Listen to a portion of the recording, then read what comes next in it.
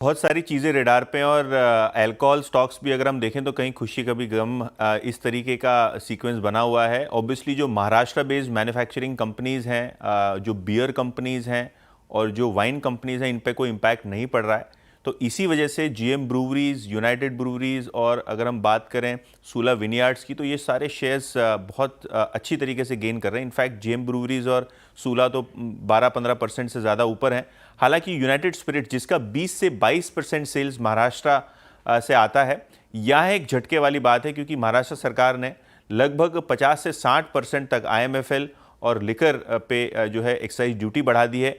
Obviously इसको related जो GR circular अभी तक आया नहीं है, तो एग्जैक्ट इम्पैक्ट कौन सी कंपनी को क्या होगा वो अभी देखना बाकी है। लेकिन हाँ, इनिशियली यूनाइटेड स्पिरिट्स को तो लोगों को लगता है ये इम्पैक्ट होगा इस प्राइस हाइक के बाद।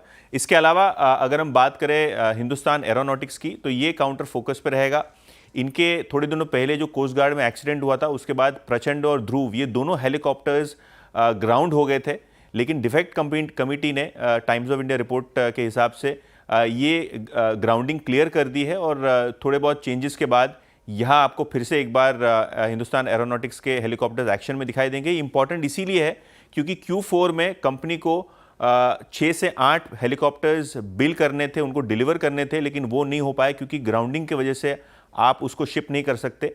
लेकिन ये क्लियरेंस के बाद शायद Q2 ऑनवर्ड्स, और मैनेजमेंट ने गाइड भी किया था कि जुलाई ऑनवर्ड्स फिर से एक बार ये जो हेलीकॉप्टर्स हैं, इनकी बिलिंग और ऑर्डर इनटेक फिर से होती हुई नजर पड़ेगी। तो शायद इसी वजह से आज स्टॉक आपको लाल निशान से हरे निशान में दिखाई पड़ रहा है। इन सब की चर्चा हो चुकी है।